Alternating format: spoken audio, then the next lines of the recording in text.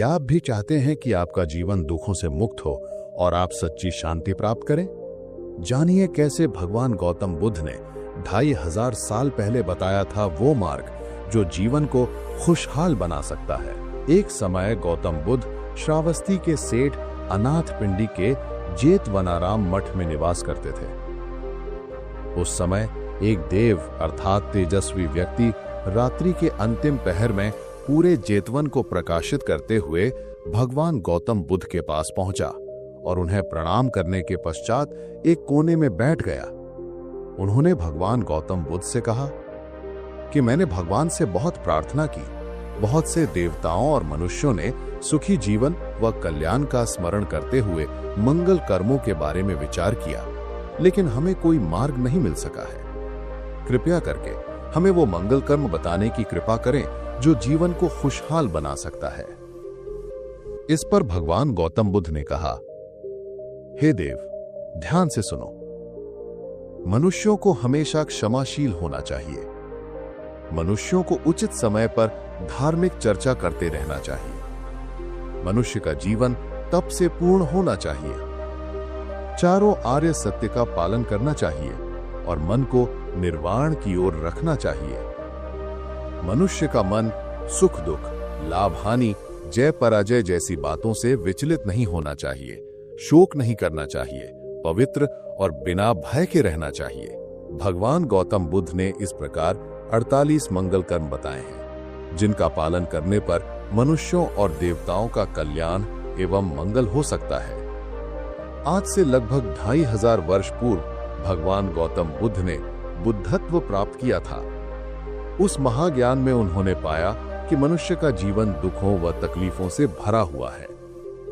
दुख जगत में एक ऐसा सत्य है जो जीवन के साथ लगा रहता है। दुख के बिना मनुष्य के जीवन की कल्पना करना ही असंभव है।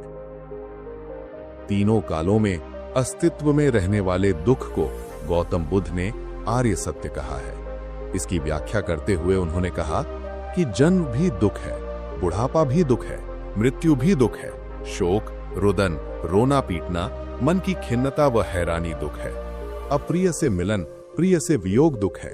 मनुष्य जिसकी इच्छा करता है वह उसे नहीं पाता तो दुख है, और जिसकी इच्छा नहीं करता वह मिल जाए तो भी दुख है। इस प्रकार गौतम बुद्ध ने संक्षेप में दुख की व्याख्या की।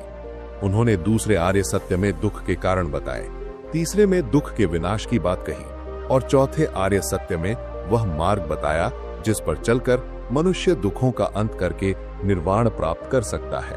उस मार्ग को अष्टांगिक मार्ग कहा जाता है।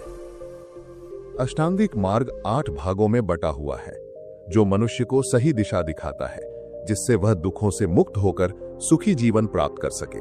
पहला, सम्यक दृष्टि, सही दृष्टिकोण। जीवन, दुख और कर्म के सत्य को समझना, ये जानना कि जीवन में दुख है और उनका कारण क्या है।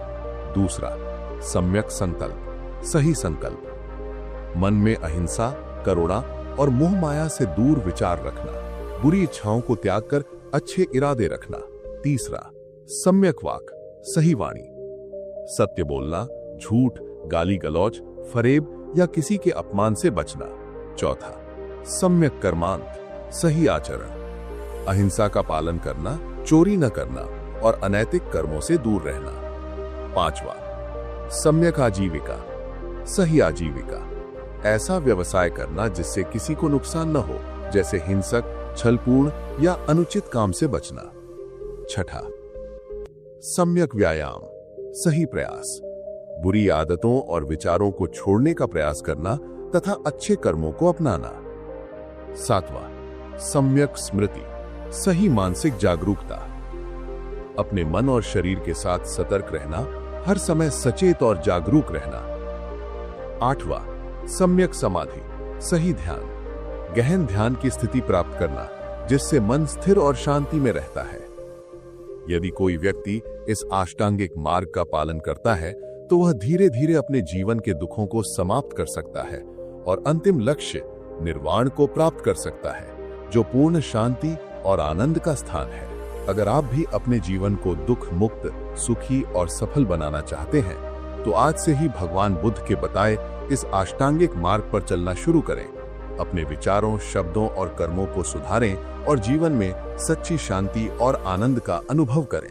अगर आपको ये कहानी और मार्ग पसंद आया हो तो इसे जरूर शेयर करें और हमारे चैनल को सब्सक्राइब